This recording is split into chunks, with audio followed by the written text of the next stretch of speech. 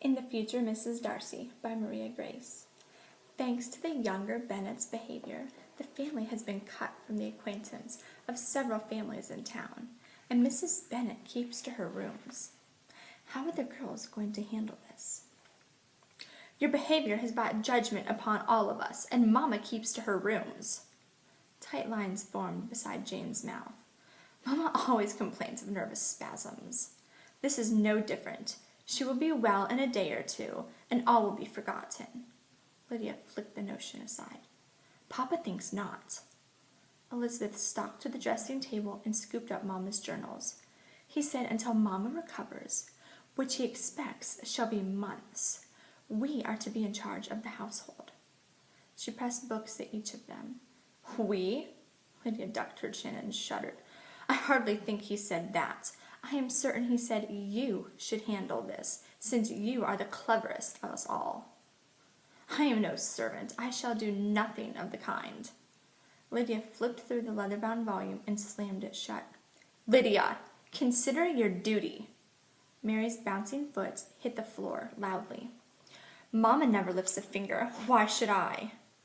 Lydia stood and dusted off her skirts. Elizabeth ground her teeth until they squeaked. Pain shot through her jaw. Jane laid a hand on her arm.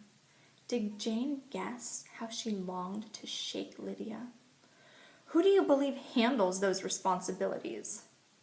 Elizabeth pushed herself up from the bed and took a small step nearer Lydia. I neither know nor care. I will have servants do such things for me, and I will have them sooner than all of you.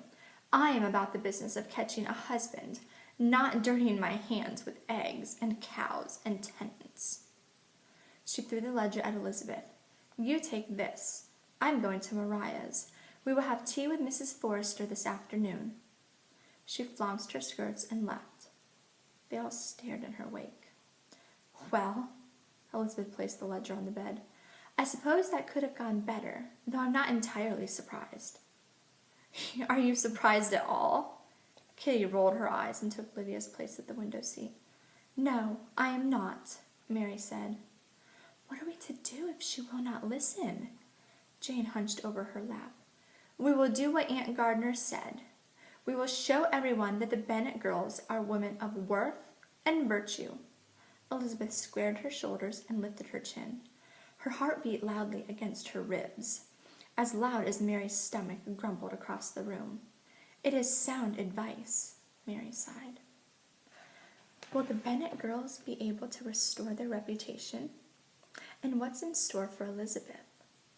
To find out, grab a copy of The Future Mrs. Darcy.